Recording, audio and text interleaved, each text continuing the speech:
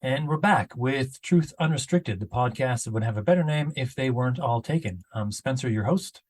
I have a special guest today, and I will allow him to introduce himself. So go ahead, Brent.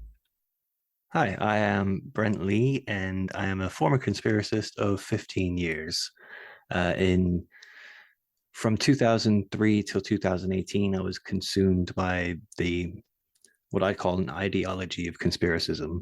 I believed in a global conspiracy headed by a sort of Illuminati New World Order kind of group, but we didn't really know what they were really called, but we just called them the Illuminati.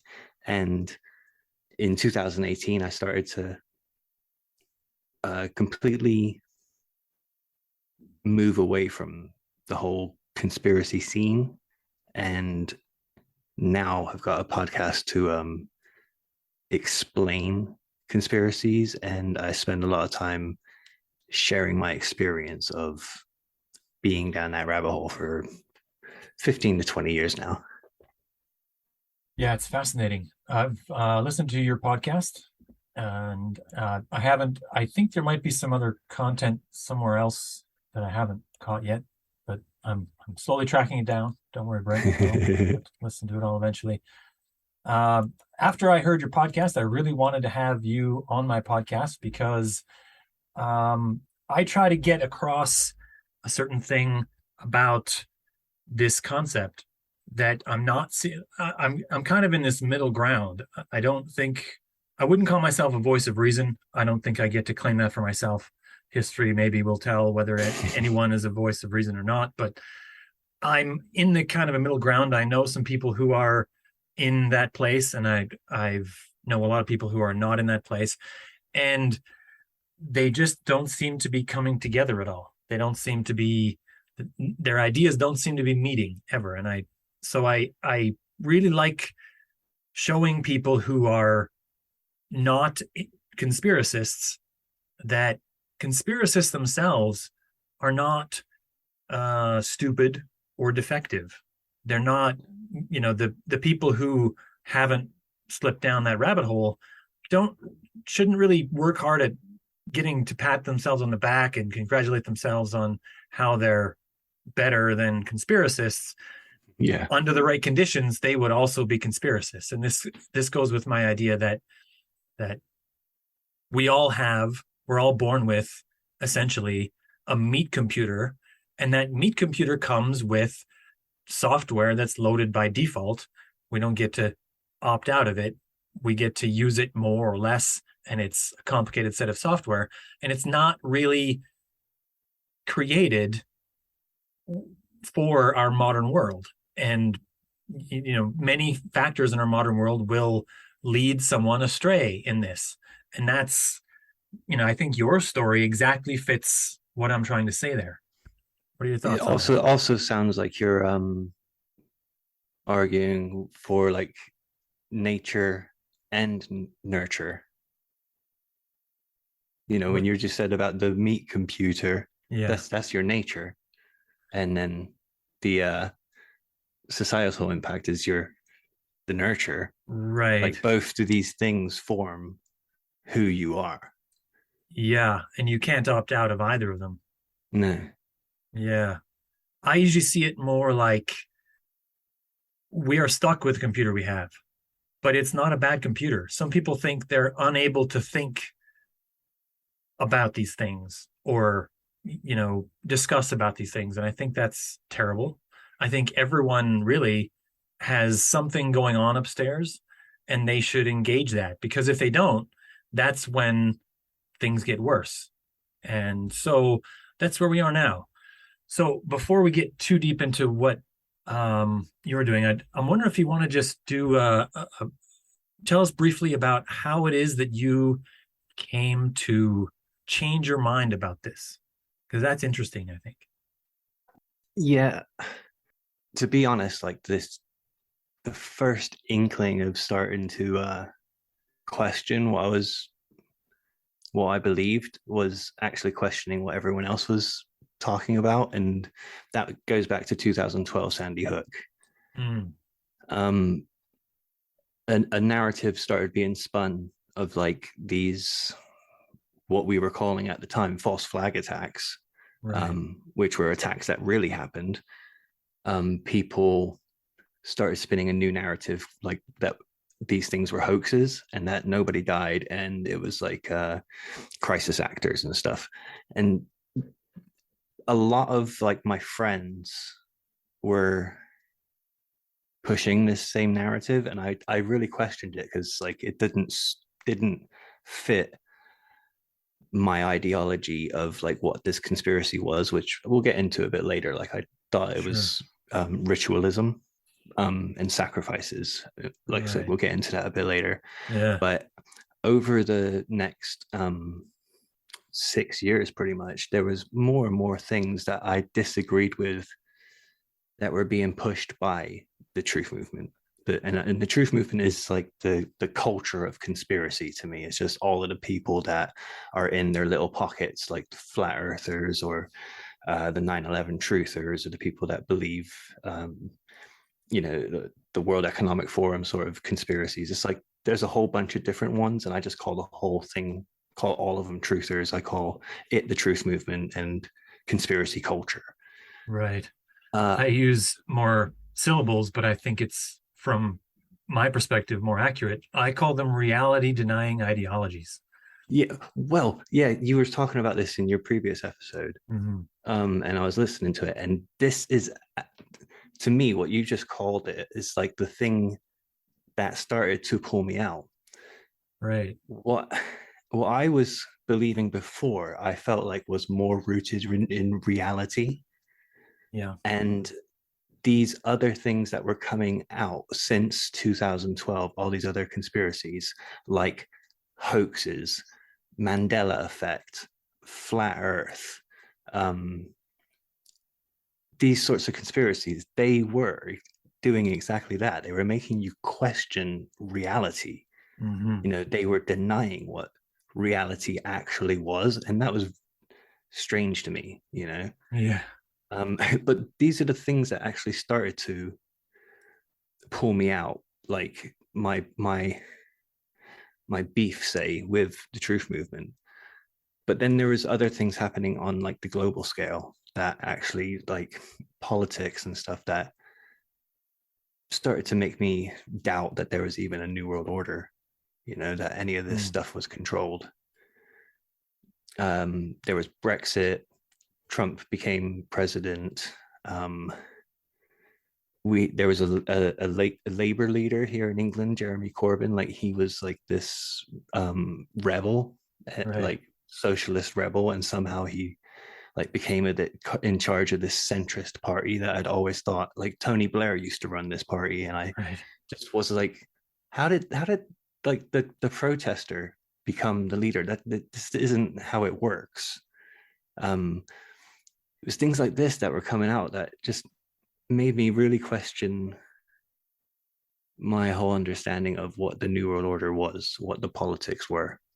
To me, these things wouldn't have happened.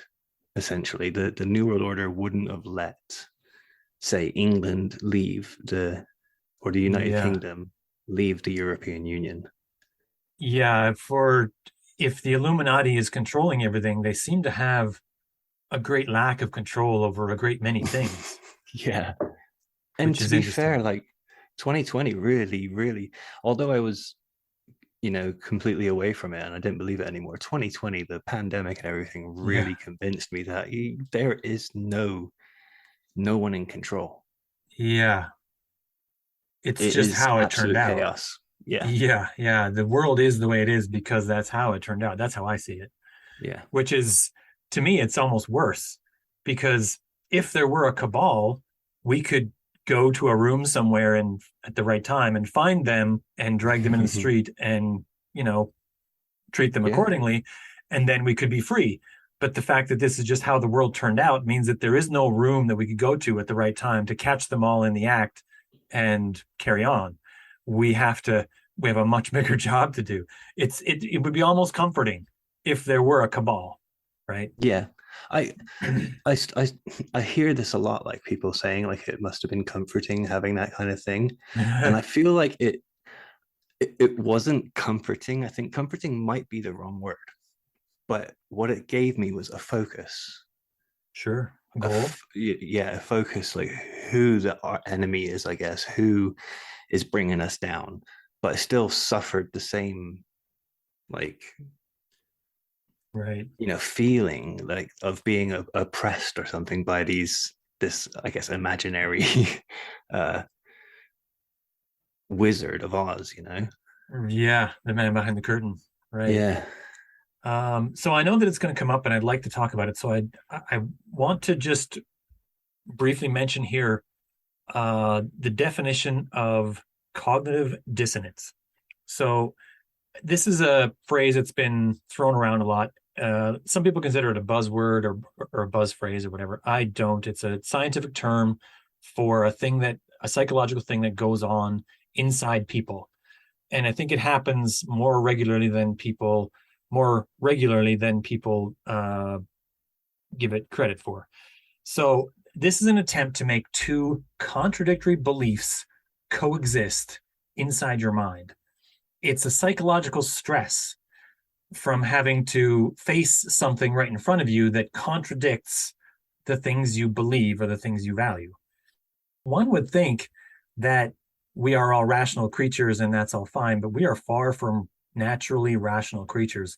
We have our brains, our meat computers, have an entire toolbox of things that are meant to deal with this situation. And they include all kinds of justifications and ways to ignore sources of information, self delusion.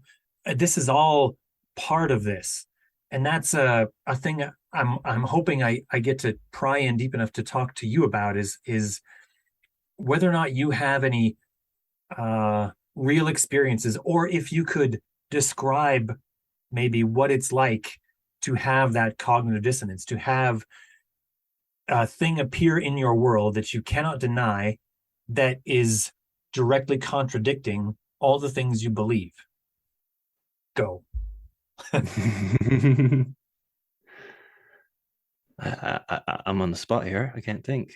It's okay. You got time. There's no clock. If you like, I can go on with something else. You'll have time to think about it. So I have another thing that I just wanted to mention because I think it makes the conversation about these concepts easier. Is that if you take the human population and you divide it into two subsets that are separate. The first subset we would call conspiracists, and they're the people who are entranced by these conspiracist notions. And then the next subset is what we might call the consensus view. The vast majority of people are not conspiracists at this time, and so that we call them the consensus view. And then if you take the conspiracists as a subgroup and you divide them further into two separate groups again, one being what might be called the speakers, who are conjuring and communicating these conspiracy notions, and then the other subsection that would be listeners, who are just paying attention, sometimes repeating conspiracist claims, but they're not really adding to them. Uh, um, they're not, making them more convoluted or adding any info. They're also not researching. Mm-hmm. They're just listening and nodding their heads and paying attention and following along. And of course, as is pointed out many times on your podcast, that some of these speakers, as I'm naming them here, are making a fair amount of money in what they're doing.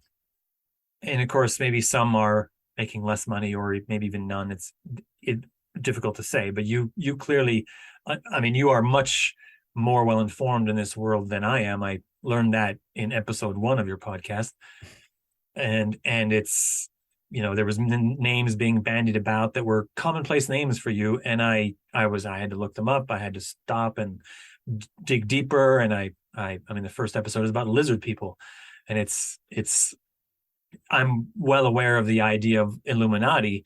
Lizard people is a whole extra level on top of the Illuminati, right? It really is. It's a pyramid. Yeah. It's so far up the pyramid. It was in the hazy clouds. I couldn't see it from where I was at the bottom, and so it's you call them, I think you call many of the people that I would call speakers in this scenario, you call them uh, some level of grifters, Influencers. influencers. I call these influencers and believers.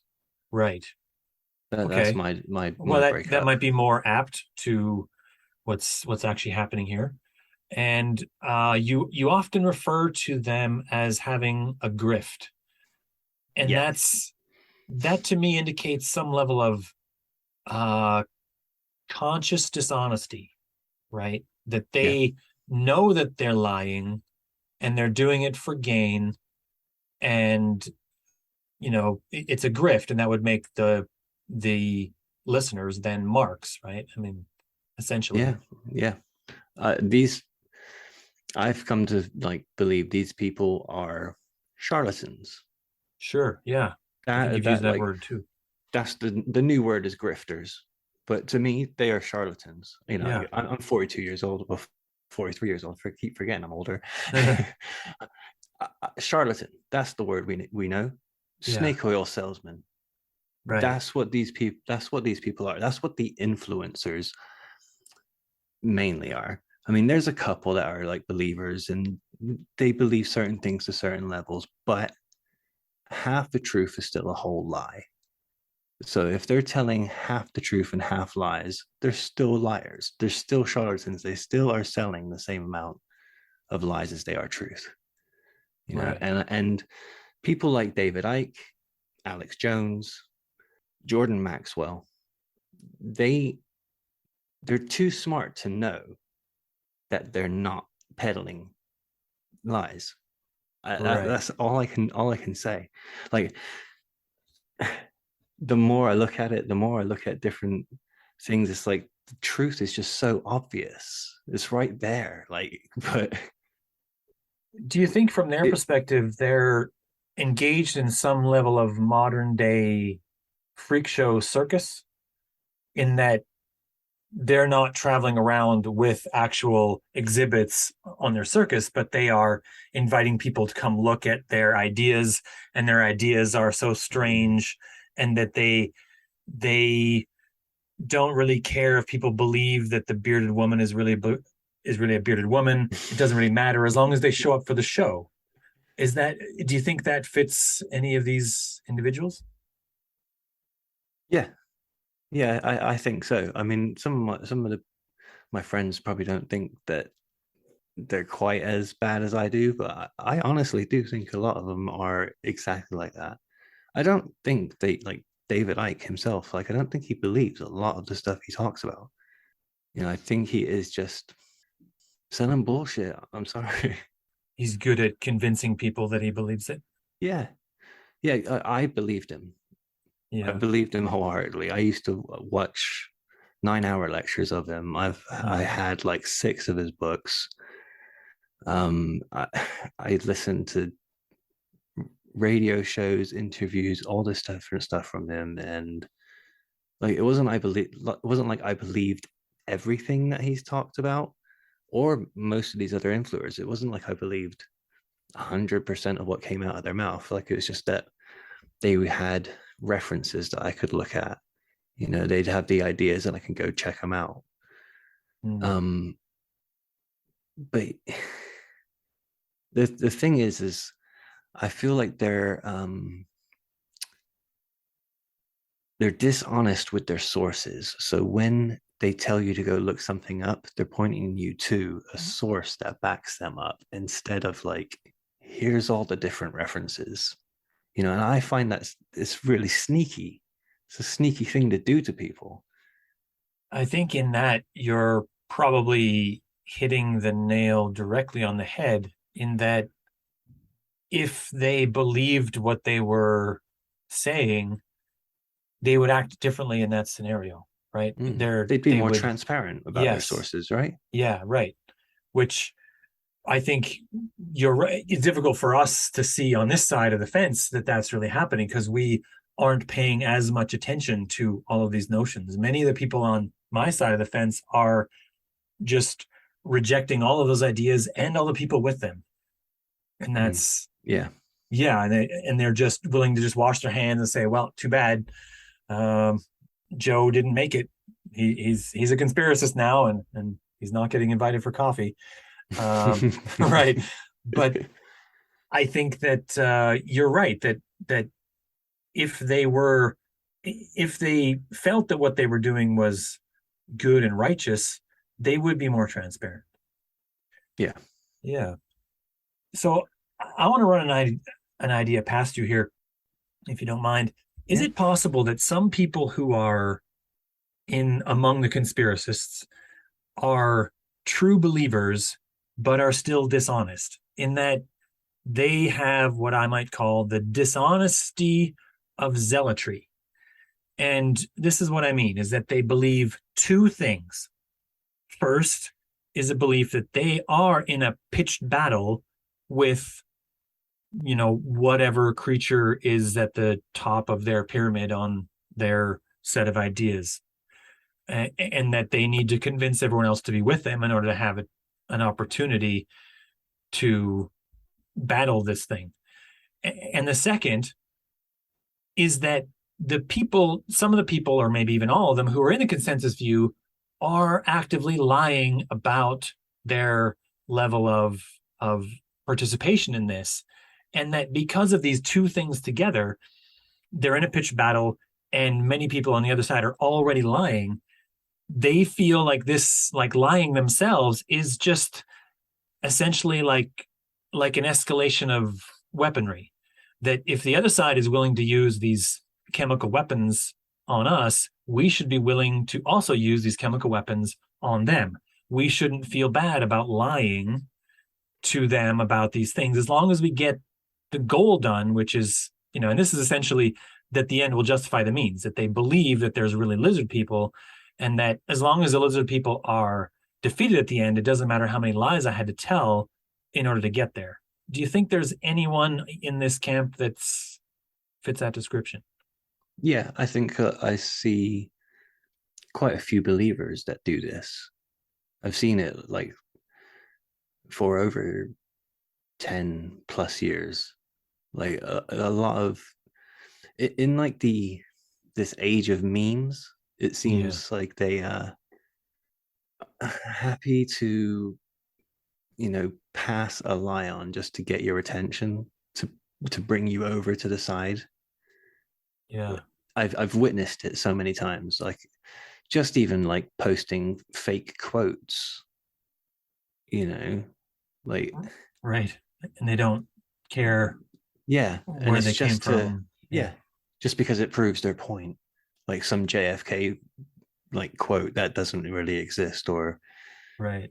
you know, and I've just like I said, I've witnessed it over the years for many years, people just doing it.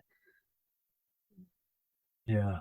And But I many, kind of, as a truther at the time, I just thought, why didn't you double check that? You're supposed to fact check. You're supposed to like do your research. yeah. And I just thought it was a mistake. I didn't think like people were doing this just to get you on their side, trying to get your attention, trying to provoke you into seeing their truth. And that's what I did start to eventually think. Yeah. That is interesting that it's because this is a thing that I've noticed is more or less consistent with conspiracist behavior is that they tend to not care how consistent they are from 1 month to the next, for example. Hmm. The flat earthers are the most blatantly obvious example of this, in that they don't care what shape the earth actually is, it turns out, as long as it's not spherical. Yeah. It doesn't matter if they originally got the idea from the description in the Bible, which turns out it's not listed in every version of the Bible, but in some of them it listed as a flat surface that's square with a pillar on each corner to hold it up. And of course, the current model, every time I check, the model changes every couple months, but it's not square. It's sometimes it's not flat, even. It's only slightly curved, but not a sphere. And it's so they change this regularly. And the only thing that's consistent is that they want the other side to be wrong. They don't even really care if what they're doing is right, as long as the other side is wrong. And that's an interesting thing that I noticed, is that that's the only thing I can find that really explains the totality of all their behavior. They never double check against anything they previously said. So going to a conspiracist and reminding them of what they said 2 months ago and how it's wrong now Yeah. never seems to do any good at all, because they've already moved past that to a new thing and a new angle from which to try to say that thing X is so, and they don't care about the thing they said last month because that's already old news. I think So, that's a new thing. I oh, think that's a really? new That's phenomena. I don't think okay. it's a um it's not a it wasn't like standard practice when like I was a conspiracist. I feel like the internet like or social media changed or something in the past 5, 6, 7 years or whatever. Something's changed. And I feel like yeah, the truthers are not the same as they used to be. When I fell down the rabbit hole and when I started becoming parts of different communities and meeting different people, I swear it was a different breed. Well, I think all of us were different in 2002 than we are in 2022. Yeah, I guess that's right. It must just be society moving on, like I said, social media Yeah. accelerating it. Yeah. It's harder for a lot of people to just read books Yeah. because we've become more used to having our um our intake of media and conversations with people even split up into very small chunks, and that makes it more difficult to just read 200 pages at a time. Most people don't read 200 pages in a month No. anymore. Some people don't read 200 pages in a year. And that's part of a thing that technology has had an effect on in our society. And of That's course, right. as you Like, point out, it's affected the truther community as well as the consensus view. yeah. Everyone. No, that's a good point as well. Like the notice earlier, I said I had like 6 David Icke books. Yeah. So that's what we used to do. We used to actually go and find the book and have to try and read it, and Yeah. you know, Right. uh, yeah. And of And now course, it's just watch a YouTube video, 10 minutes. looking for any of the obscure documents then was much more difficult, and now it's a lot easier. One would imagine that having those obscure documents be a lot more readily available would make it easier to show that the people relying on those documents to prove a thing are wrong. Mm, But as I've heard specifically in your podcast, when you actually read some of those books, they say something completely different than what the charlatan who's relying on it is actually trying to tell people. And that's, I mean, I haven't read those books either. I haven't bothered. I haven't had time and or the inclination. But you're right, is that that's where we are, is that having the information more readily available isn't helping, because we're also not reading as much.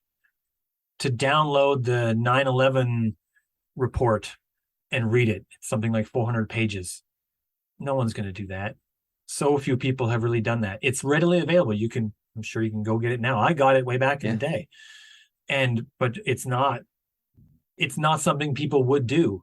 And therefore, making it that long, I would want the Cliffs Notes version of that, really. Yeah. Something 40 They'll pages they'll tops. listen they'll listen Yeah. to a podcast that talks about it. Yeah, but no one does a podcast about what really happened. They do podcasts about what might have happened, the conspiracy hypothesis that's never proven. So I have another idea that I've mentioned on this podcast a couple times, is that people who are conspiracists, they want to believe in these conspiracies, and that's the thing that's really driving them, is that they want to believe it. I don't get any credit for that idea, by the way. I saw it on a poster in Fox Mulder's office on the TV show X-Files. Can you see my camera? Oh, there's something I should be watching. Oh, yes, yes, sorry. Yes. Yes. Yeah, that's right. I want to believe. Yes. Yeah, And I've got the poster behind me. yeah, he wanted to believe in the things that he was coming up with. And that's an idea that I came back to when I started to look at these conspiracists. And it occurred to me that that's a thing that threads them all together. They want to believe these things, which is, it doesn't seem to be like they stumbled across some incredible evidence and then the evidence convinced them. And it's also true that new evidence that contradicts that stuff doesn't convince them to come back. The thing that really explains their behavior is that they want to believe these things. Do you think that that affects what, is wanting to believe these things a thing that you noticed yourself doing at any point?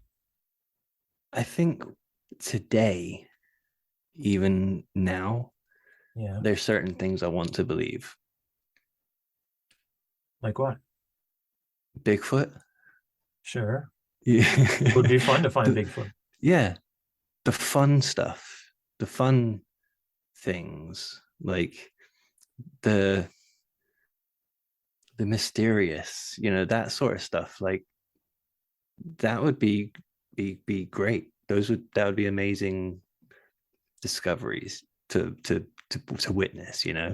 Right. Um, I don't want to believe that these top people are uh, murderous pedophiles. Like that's not something that we ever wanted to believe. Right. I didn't.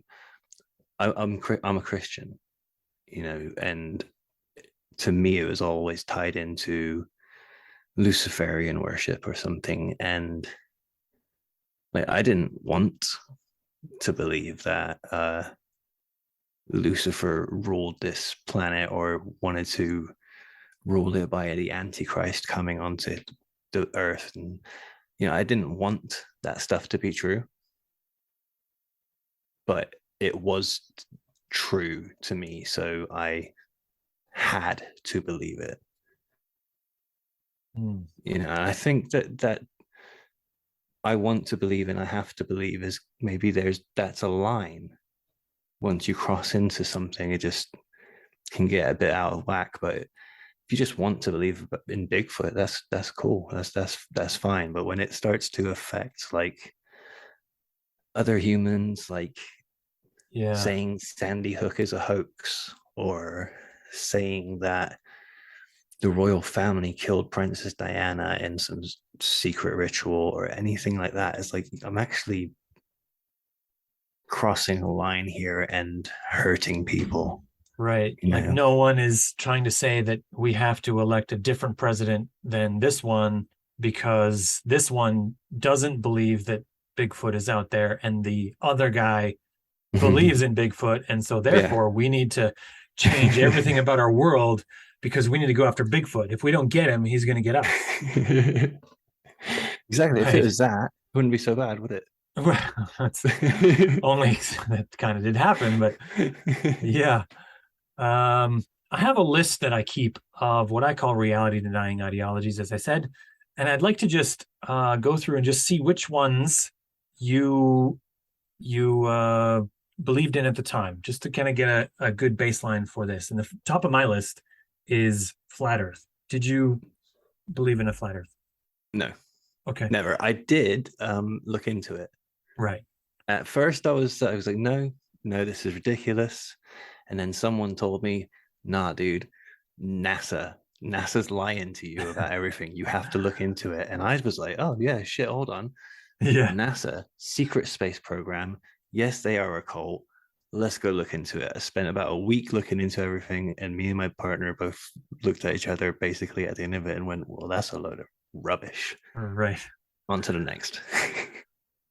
At any point in that, did you get out a something that would be like a sundial and take some measurements of the actual path of the sun across the sky or anything like that? No, no, No, didn't no. bother with I that. Oh, just okay.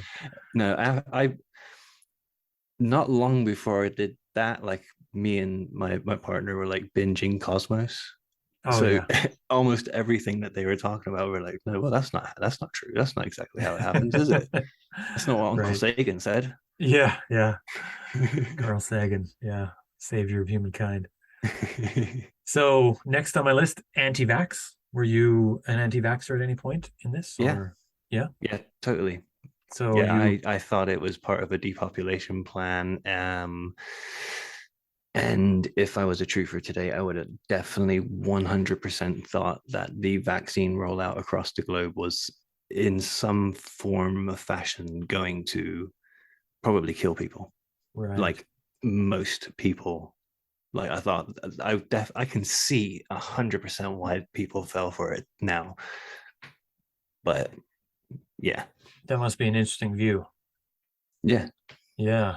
Um, so next on my list, this is my personal list in order of sort of order of importance for me to delve into on my podcast. But the next on my list is QAnon. Did you Um ever? Yeah. no. Not strictly QAnon. To me, like everyone's got a different definition of what QAnon is actually. And to me, QAnon, because I was a truther at the time that QAnon came about, like QAnon is just about the Q drops and believing that Trump has a is waging a secret war. You Right. know, he Yeah. like the storm is coming. And Yeah. that's like the crux of it.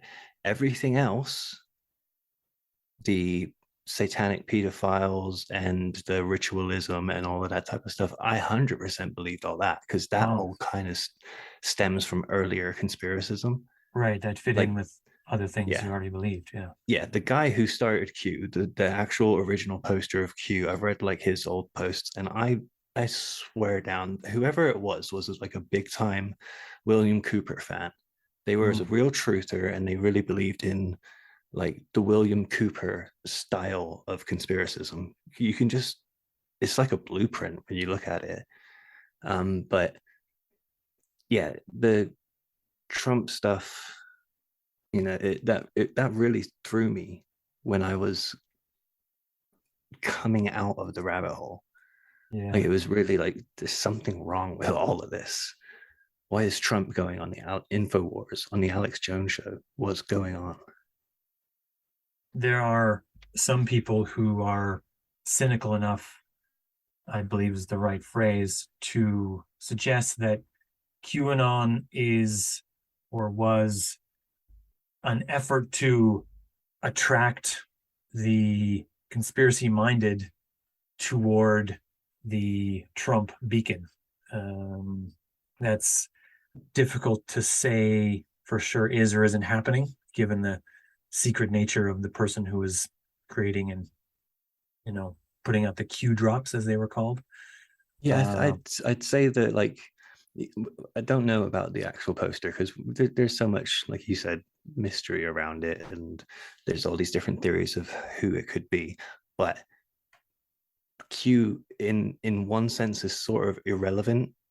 It's all the influencers around Q, all the influencers that started communities after Q. yeah, Like those are the dangerous ones. yeah, I agree. But one might even go so far as to call it the one ring of conspiracy notions, Mm. because it does sort of rope everyone in who's in that world. I don't know anyone who was in that world that wasn't somehow.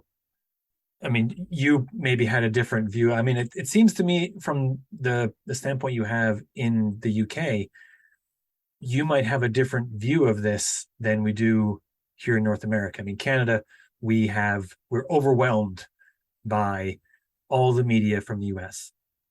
So we're different nations and we behave differently as people. But online, we might as well be in the United States online. We're a tiny flickering candle and they're a bright lighthouse right next to us. No one sees us, and all we see is that lighthouse. So we get everything from there. Mm. We even things like Facebook, some things on Facebook that are meant to target people of a specific demographic that don't have data or don't target based on region will be meant to target blue collar workers in the states and will definitely also be directed at blue collar workers in Canada, regardless of anything else, because oh, all the blue collar workers tick boxes XYZ. These ads go to these people and they get them. And so you get many of the same trends here as you do there as far as demographics and who's exposed to which ad about which politician. And I can see those trends without ever going to Facebook. I can see those trends just going to work. All right. Which is really interesting. And I think that's not something that's noticed as much in other places like the UK and certainly places that have other languages. I think that extra language barrier certainly creates an extra buffer from this, unless they have their own shenanigans. I know that I was in France for a month when they were having an election, and there was a lot of things going on there about Marine Le Pen and the man they eventually elected.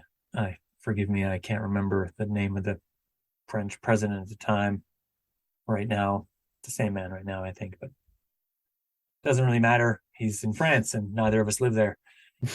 So, but it's we these technologies, as we mentioned, are allowing people to zoom in on these demographics in this way, and I'm noticing it. Like, just as a person, I see enough of it here that I can see the trends here. Some people are getting it far more than others, and the similarities between those people and steel workers in Pennsylvania are, when the election comes and they want the steel workers in Pennsylvania to vote for a certain politician, suddenly I see an uptick in my world, in my everyday world outside the internet, for people who meet that same demographic, being cheery and happy and hoping that this certain politician wins. And I think to myself, that's really strange considering we're in Canada. And that politician doesn't mean anything to us. That's weird, but it's a thing that's true, I think. And it's another thing, one more thing on the list that we have to deal with. So the next thing on my list is, and I think I already know the answer to this, but it's the Illuminati. And because I'm talking to you, I also put / lizard people, because essentially they're the same. It's only the DNA of the people at the top of the pyramid on it that would be in any way different between these two, unless I'm getting something wrong about this. No, that's a theory. That It's there is definitely a a theory. cabal that's running everything, and that if it's a lizard people cabal, it's people from an alien world who perhaps have a different set of dietary habits. And but if it's just Illuminati, it's still very dark and dangerous. It probably includes, Bill Gates and every former president and almost every celebrity and politician and right, yeah. business mogul, and somehow it's everybody. Like, maybe that's the Tom answer Hanks to is definitely there. I don't know that's the why. answer to your cognitive dissonance question earlier. Like, how is it everybody but only a select few at the same time? Right. But it Yeah. needs more and more people to make the entire thing work. Well, that's the thing Like, I mentioned to Lydia, is that Lydia Green, who I had on the yeah, podcast, is that in order to believe in each of these individually, aside from the Illuminati, which by default includes this, but most of these reality denying ideologies, in order to believe in them, you have to you pretty much have to include a global conspiracy as part of it, because it doesn't make sense for the earth to be really actually flat unless all of NASA and most of the pilots and a large number of other people who are really good at mathematics and geometry and all these things that are readily available knowledge in colleges and even actually on Wikipedia as we go, that all of them have to be in on the thing, you pretty much have to believe that a large part of society is willing to lie to you about the shape of the planet in order to keep believing Yeah. that it's flat. So in something like flat Earth or anti-vax, the Illuminati or QAnon, as it tried to, be, gets wedged in on the side. It's the ugly cousin that comes with the beautiful shape of the Earth theory that they have. It has to be true along with this. Otherwise, nothing in our world makes sense. Do you think that was a thing that went through your mind at any point where you felt that other things had to be true in order for this thing you believe to be true? What's your thought on that? Um, I mean, I think you seem to believe in a global conspiracy from the get-go. So in that specific instance, it didn't seem weird to have to include it along with your other beliefs because it seemed to be at the core of it. yeah. But do you think there was anything else that was like, in order for my world to make sense, this has to be true? I think that the thing is that is your rabbit hole journey is a constant goalpost shifting. Redefining of the shape of your world in Yeah, order to make it because make sense. yeah, the more information comes in, the more you've got to try and make it fit. And like you were just mentioning like Illuminati and lizard people. Mm-hmm. Like, yeah, I believed in an Illuminati. Like that was just the name for the group. That's Because what it we've has to just have kind of some called them, name, right? Yeah. Yeah, And if you say that, then everyone knows what you mean. right. Today it's the A cabal. useful function of a word, by the way. Yeah. Yeah. Um, and I had to make reptilian theory fit somehow because a lot of people were talking about it. And I didn't want to discount certain people's eyewitness testimony or whatever. And I thought, well, they must be seeing something. They must be experiencing something. But what is it? So I just had to keep moving goalposts until eventually I got to a point of like, okay, this is what I believe. The Anunnaki and the reptilian gods or whatever, these ancient gods, are actually the fallen angels that were spoken of in the book of Enoch. And they came to Earth and mated with humanity.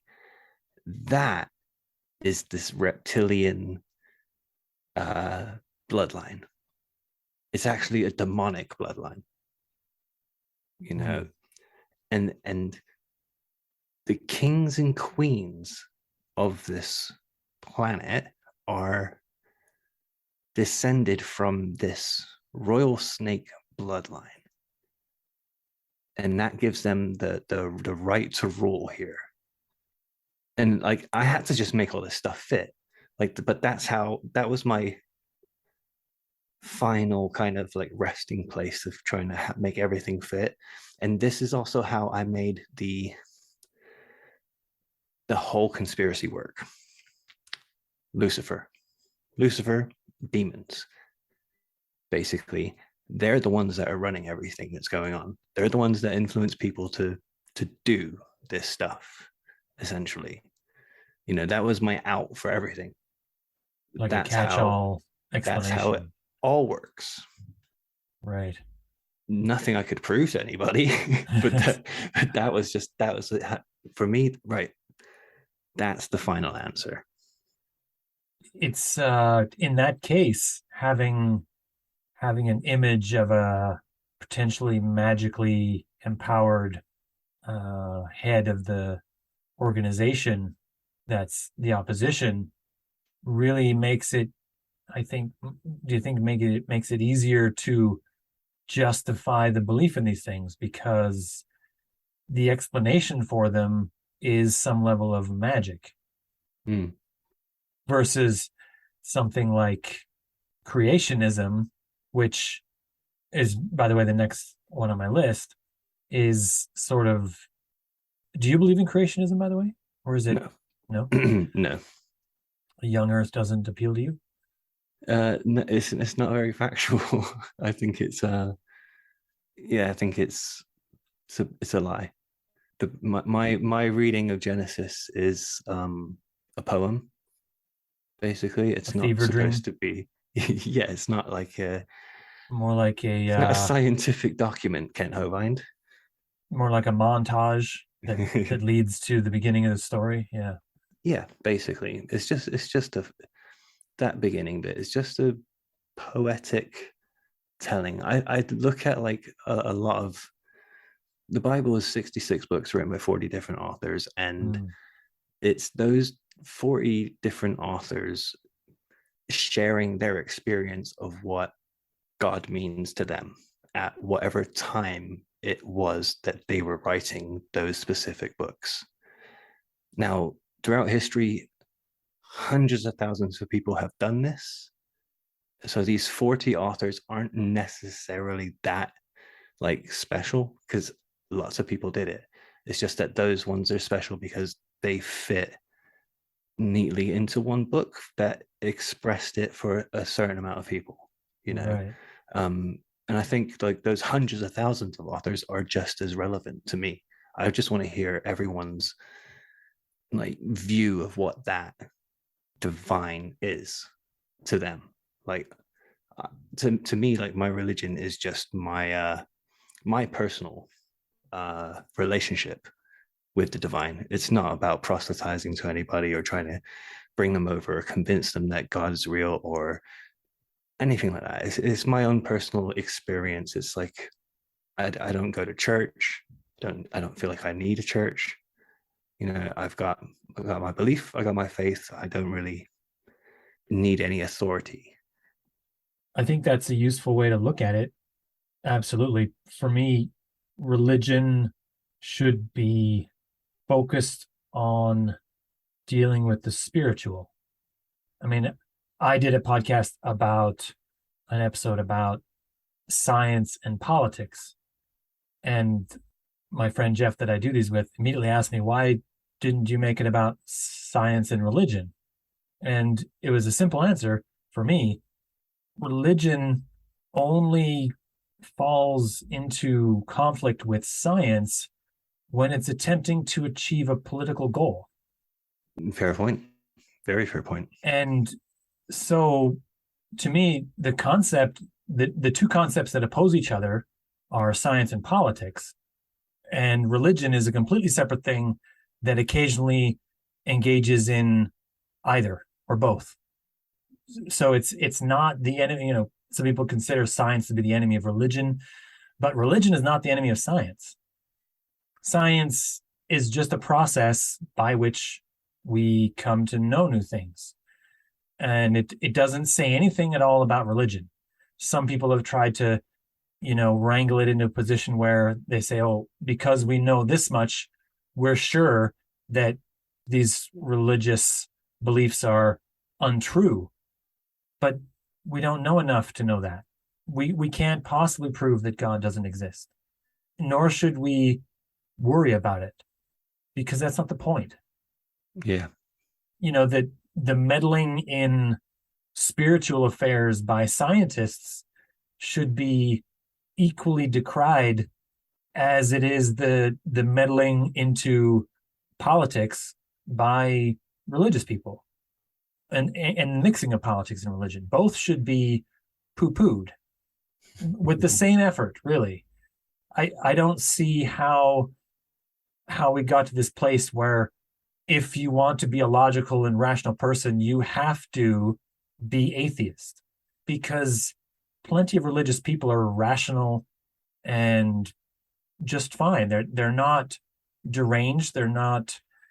I mean, correct me if I'm wrong. Maybe you have a different view on this, but do you think it was religion that contributed to your trip through the rabbit hole?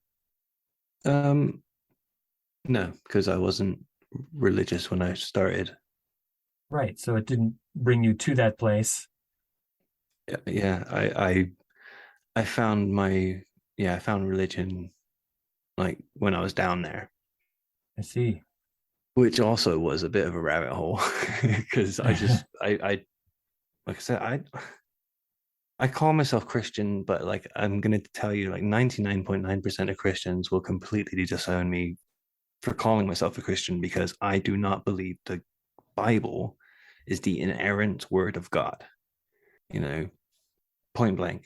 Well, It is exactly what I said it was earlier. It's this. yeah. It's a bunch of different books. So I loved just going and searching through different religions, going to different churches and going to the mosque and like speaking to many people about this character, Jesus. That was something that like really just really struck me about this person. And I wanted to get to who he was. So whatever religion was talking about him, I went and looked. So I definitely was on a bit of a rabbit hole journey looking for that. Um, but I was already a conspiracist by that time. See, interesting. Your brain's taken a strange journey. Yeah, it really has. Um, like there's something I didn't get to speak about earlier because Oh, I go ahead. I just always forget, like Hmm. because of such a long journey, um, this being like my complete worldview, my complete ideology of how I saw the world, how I saw everything work. Like I was talking about how I came out, but I only really like explained the political side of it, Yeah. how I thought the New World Order and the Illuminati and stuff weren't actually in control of anything. So does that mean they even exist? I also at that time started coming out of certain conspiratorial beliefs that were rooted basically in right wing evangelism, which I didn't realize is that's what it was. Like this whole idea of the Antichrist or, the burning in hell and all this stuff, basically, that I kind of thought that they were sacrificing these things and people to Satan and Lucifer and everything. During that time, I started like when I was pulling away from the community, this is between 2015 and 2018. When I was pulling away, I started like, instead of looking into a lot of my conspiracy stuff, I started like burying my head into like religious studies and looking more at that. And I came across a lot of stuff that was explaining like hell and the devil and like what the most commonly held beliefs were basically for the past 2000 up to 3 4,000 years ago, like with like including Judaism. And like this whole idea of hell and the Antichrist and the devil, like, is only a very new like iteration of what this stuff is. And I found out like kind of I like to go to the historical context of what was being said by a person when, why did it matter? And so looking at Jesus's words to me, like he would mention Gehenna, and Gehenna gets translated to the word hell. And the image that he talks about is like burning fire, gnashing of teeth of wild animals. But the word Gehenna is the rubbish tip, the dump, the city dump, like where you take all your rubbish. Uh, And there, like they would burn it and the like animals would fight each other over it. So he right. was trying to explain that. And he was saying, like, if you don't do good things in this world, what's the point of you? You might as well be thrown into Gehenna. So he was basically saying, like, don't be pointless. Go do good stuff. Otherwise, you might as well just be a heap of rubbish. He wasn't saying you should go to hell and burn forever, that kind of stuff. So Technical difficulties. I'm back. you're back. I'm back. It's Looks like I had a blip there on my end. Yeah, But yeah, I'll that's start back. I just finished this bit about the oh, sure. Antichrist. Yeah, sure. And so what John was trying to say was about an Antichrist at that time, someone coming and pretending to be a Christ, Mm, like anti-Christ, anti-men in place of, right. not what we think of today as someone who is against something. The diametric Um, opposite of, yeah. yeah, and that's not what it actually meant. It meant in place of. And it's these sorts of things that started making me come away from the idea that like there was a satanic new world order, that they were sacrificing and ritualistically killing people, because I started to realize like in a way like the devil's a lie. Well, just like God, we can't be sure, Yeah. oddly. Before we go, one thing I wanted to mention was that it was something Lydia mentioned when I talked to her, was that she said that everyone who believes in these things, when they're confronted with the consensus view, they feel that cognitive dissonance. But I think that people who hold the consensus view feel the same cognitive dissonance when they are exposed to conspiracist notions, and that they do a similar thing where they work to ignore the things that are being told to them by conspiracists whenever they're in conversations with them, and that they get that same psychological stress of being unsure about the shape of their world and having to rethink things and double down on what shape they think the world has. I pick on flat earthers a lot, but to me it's the most obvious case. Most people, if pressed, couldn't prove that the earth is spherical. They don't have the mathematical and geometric skills to go about working this thing out, and they just feel like it's true because everyone around them and all their social connections and all the people around them believe it's true. As soon as they're confronted with a person who doesn't believe it's true, they have this new thing they have to deal with, and they get uncomfortable with having to deal with that person, and they hope they don't mention this flat earth thing again because it makes them really uncomfortable. So I think this cognitive dissonance is not simply something that happens with conspiracists. I think it happens because we have ideas that oppose our view. And that is the definition. It doesn't matter whether your view is right or wrong. You will feel it if you have to try to fit a new fact that conflicts with everything in with all those other facts. That's just the psychological stress. If you're forced to say that, I mean, the classic reference for me is 1984, all the doublethink in 1984, and at the end, he's forced to admit that there's five lights in the ceiling when he knew there was four, and he had to admit that there was five because he was under so much stress. At that point, he was broken. He was willing to listen to everything and go along with all the things that.